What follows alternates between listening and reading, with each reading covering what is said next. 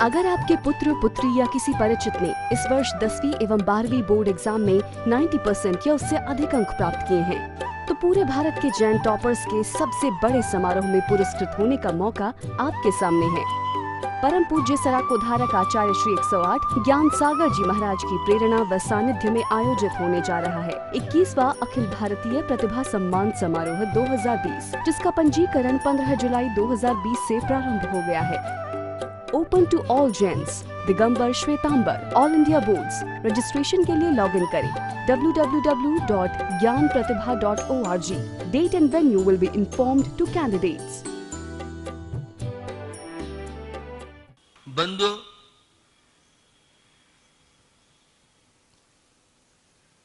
इस चतुर्गति संसार में दूसरों के दुख यह प्राणी देखता है, लेकिन अपनी इसे परवाह नहीं। 5 उंगली में से एक अंगुली कहती है अमुक चंद ऐसे हैं, अमुक चंद ऐसे हैं, अमुक ऐसा है, लेकिन 3 उंगली ये कहती है तुमने कभी अपने आप को निहारा? क्या कभी अपने विषय में तुमने सोचा? तो पर चिंता धमाधमा, दूसरों की चिंता करना आध्यात्मिक जगत में अच्छा नहीं माना है। लौकिक जीवन में भी सीमित कर्तव्य के अनुसार करें।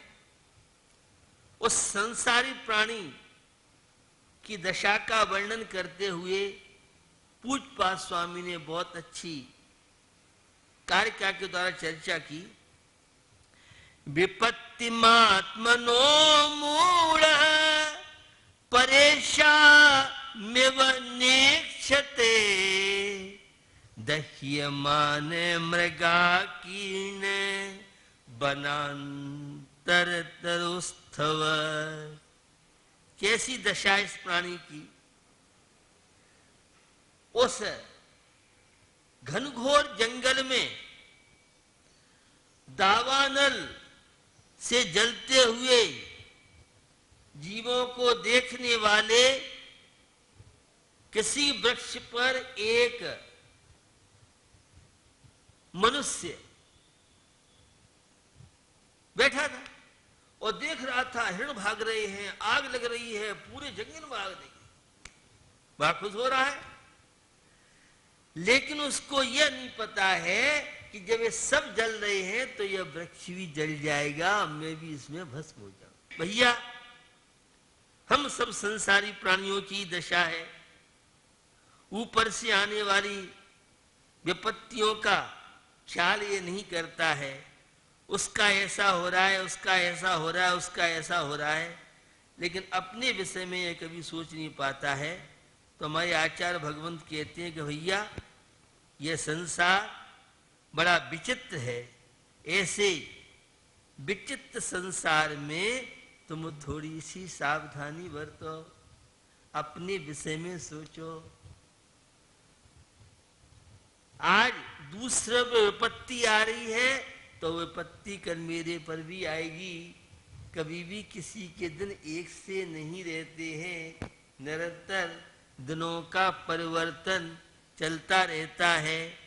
तो सांसारिक जीवन में 3 आयाम सब जानते हैं आप, एक बचपन, एक जवानी और तीसरा बुढ़ापा। और यह ध्यान रखना जरूरी नहीं है जिसने बचपन देखा है वह जवानी देख ले। कई लोग असमय में ही मृत्यु के शिकार हो जाते हैं। कोई एक्सीडेंट की घटना है, कोई बीमारी है, अथवा अन्य कोई प्रसंग मिलता है, तो जिसने बचपन देखा है वह जवानी देखे जरूरी नहीं है। और जिसने जवानी देखी है वह बुढ़ापा अपना देख ले, जरूरी नहीं है। धवलाकार ने एक बात कही इस पंचम काल में ज्यादातर अकाल मृत्यु से मरने वालों की संख्या ज्यादा होगी। तो आयु बढ़ तो सकती नहीं है, लेकिन अगर असावधानी बरती तो ये अकाल मृत्यु हो सकती, माने आयु घट सकती है। तो हमें सावधानी की आवश्यकता है। तो यह 3 अवस्थाएं हैं जिन्हें बचपन से अच्छे संस्कार मिले, पूर्व के अच्छे संस्कार, उनकी जीवन लीला अलग हुआ करती है और संस्कार विहीन जो जीवन होते हैं वह अलग हुआ करते हैं। तो बचपन में तो माँ का आश्रय, माँ का सहारा जरूरी है। अगर माँ देखभाल न करे तो हम जीवन नहीं जी सकते हैं। तो बचपन में माँ का सहारा और जवानी में महात्माओं का, साधु संतों का। यौवन अवस्था है, अहंकार, वासना, अनेकों बुराइयों के शिकार हम बन सकते हैं। अगर साधु समागम में हैं तो उन बुराइयों से अपने आप को बचा सकते हैं। आज बुद्धि बढ़ रही है, नॉलेज बहुत बढ़ रही है, लेकिन आज संस्कार, सदाचार ये आज जीवन से विदा ले रहे हैं। अच्छा आचरण, अच्छी सोच, अच्छी भावनाएं ये कब होंगी? अच्छा साहित्य पढ़े, महापुरुषों का जीवन पढ़े, तेसरा के पुरुषों की चर्चा जिस प्रथमान योग के ग्रंथों हमारे आचार्यों ने बताई है वह पढ़े, तब सब चीजें संभव है। अगर ये नहीं है तो जवानी में महात्माओं का, साधु समागम का, संत पुरुषों का, सज्जन पुरुषों का, और बुढ़ापा है उसमें परमात्मा का आशीर्वाद लेना चाहिए। वृद्धावस्था में भगवान का भजन, पहले भजन बिना भोजन नहीं होता था। एक भजन में हम सुनते थे कि भजन एक बार, भोजन कितने बार। तो वृद्धावस्था में वैसे तो भगवान का भजन तो हमेशा करना चाहिए, लेकिन वृद्धावस्था में विशेष रूप से फ्री रहते हैं तो हमारा ध्यान पंच परमेष्टि की भक्ति आदि में होना चाहिए। भव विकट बन में कर्म बैरी, ज्ञान धन मेरो हरो, तब इष्ट भूलो भ्रष्ट होए, अनिष्ट गति धर तो फिरो। भैया ये भव विकट वन में, ये भव रूपी जो बहुत विशाल जंगल है, भव विकट वन में कर्म बेरी ज्ञान धन मेरो हरो। 8 कर्म है, ज्ञानावर्णी, दर्शनावर्णी, वेदनी, मोनी, आयु, नाम, गोत, तंत्रा।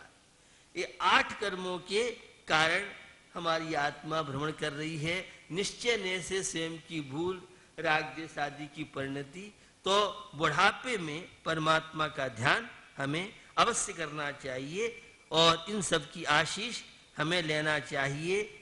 तो इन तीनों में ध्यान रखने की चीज है, माँ जरूर मिलेगी। माँ से ही संस्कार मिलते हैं, पिता तो बाद में सीखता है व्यक्ति। गाय के बछड़े को आप देखें, वह जन्म लेने के बाद रवाना शुरू कर देता है और सबसे पहले उसके मुंह से माँ शब्द निकलता है। संस्कार है, पिता बाद में निकलता है। माँ हर क्षण उसकी साय समार करती है, उसकी देखभाल करती है। तो वह माँ का रिश्ता सबसे पहले बनता है और माँ इस दुनिया का विश्वविद्यालय भी कह सकते हैं। सबसे पहला रिश्ता माँ से होता है। इसलिए मातृ देवो भव, पितृ देवो भव। माँ जो होती है वह, लेकिन आज व्यक्ति कृतज्ञ होता जा रहा है। मैं एक बात बहुत कहता रहता हूं, आपने सुना होगा, एक पिता तो कई संतानों का पालन कर सकता है, लेकिन कई संतान वृद्धावस्था में एक माँ पिता को सहारा 2 रोटी का भी नहीं दे पाते हैं। इतना ये स्वार्थी कृतघ्नी मानव बनता जा रहा है। तो आवश्यकता है हमें उस मां के महत्व को समझने के लिए।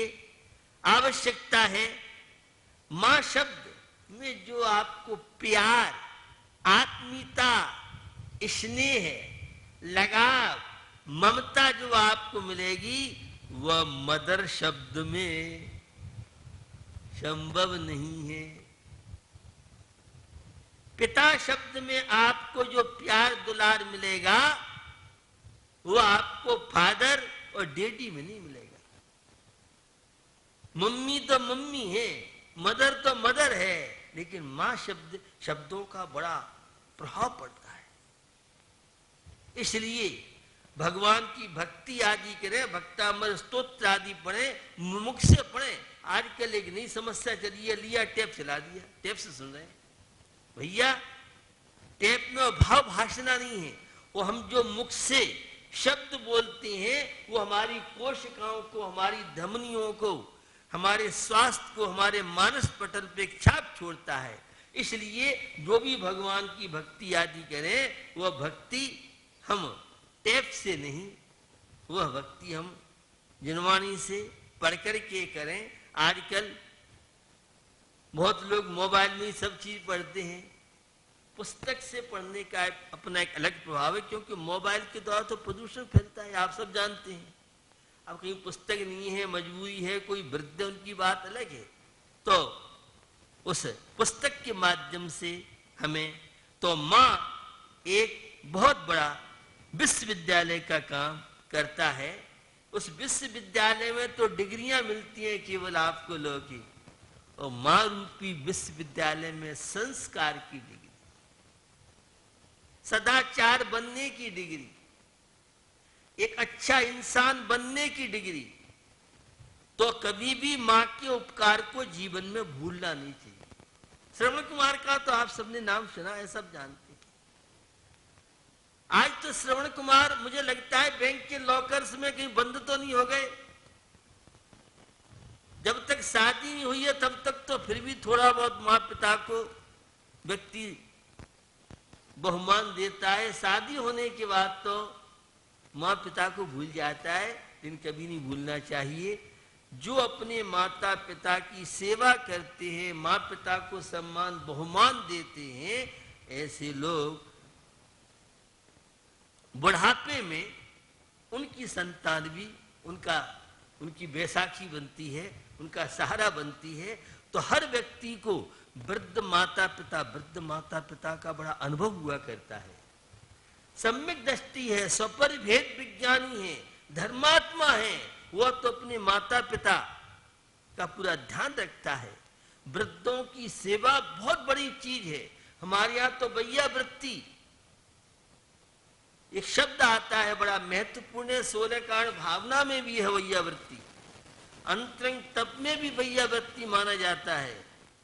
तो यह वृद्ध माता पिता की यथाशक्ति, अब आप सर्विस वाले हैं, माता पिता को नहीं रख सकते हैं, तो अन्य किसी रूप से उनको सहयोग करें, अपनी सैलरी में से कुछ उनको पहुंचाए। महत्व पैसे का नहीं है, महत्व एक जिस माता पिता ने, उन पंक्तियों को आप याद कीजिए, जननी उदरे बसो नव मास, अंग सकुच ते पाई त्रास, निकसत जे दुख पाए घोर, तिनको कहते न आवे और। 9 महीने माँ की उदर में इसने किस तरह से व्यतीत किए, माने कैसे कैसे कष्ट झेली, कितना जन्म के समय जच्चा और बच्चा दोनों को कितने कष्ट होते हैं, वो तो भुक्त भोगी। हम तो शास्त्रों की में पढ़ते हैं, वो बात आपको बता रहे हैं।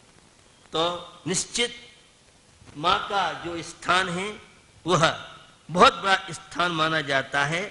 माँ की ममता हिमालय से ऊंची और सागर से भी गहरी होती है।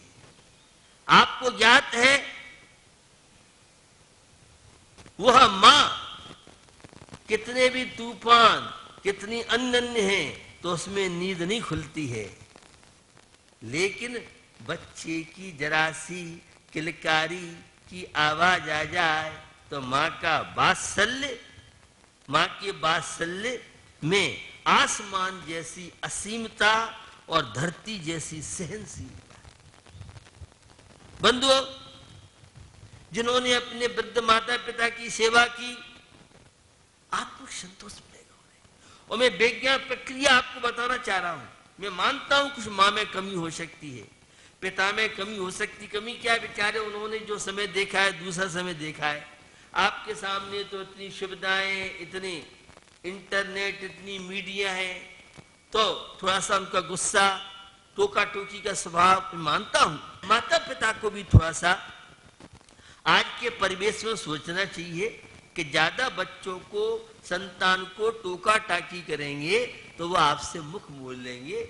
इसलिए उन्हें प्यार से, दुलार से, क्योंकि आज सहन शक्ति नहीं है, तो निश्चित माँ पिता का दायित्व बनता है संतान के साथ एडजस्ट हो। क्योंकि आपका समय अलग था, आज का परिवेश अलग है। आपके समय में तो इतनी पढ़ाई लिखाई, इतना एजुकेशन, इतने साधन नहीं थे। आज पहले एक साइकिल होना बहुत बड़ी बात होती थी। पहले एक दो जोड़ी कपड़े मुश्किल से हो पाते थे। आज तो गोदरेज की अलमारियों में साड़ियों की, पैंट शर्ट की लाइन लगी हुई है। पहले बहुत पढ़ाई करते थे, 8वीं 10वीं 12वीं क्लास में पैंट पहनने मिलता था। आजकल तो छोटे से बच्चे को, 6 महीने के बच्चे को भी पैंट और सब मिल जाता है। खैर, मैं आपको बताना चाह रहा हूं कि माँ की जो ममता हुआ करती है वह हिमालय से भी बढ़ के होती है। तो और माँ का जो वात्सल्य है वो आसमान से, माने कोई उसकी वात्सल्य की उपमा नहीं दी जा सकती।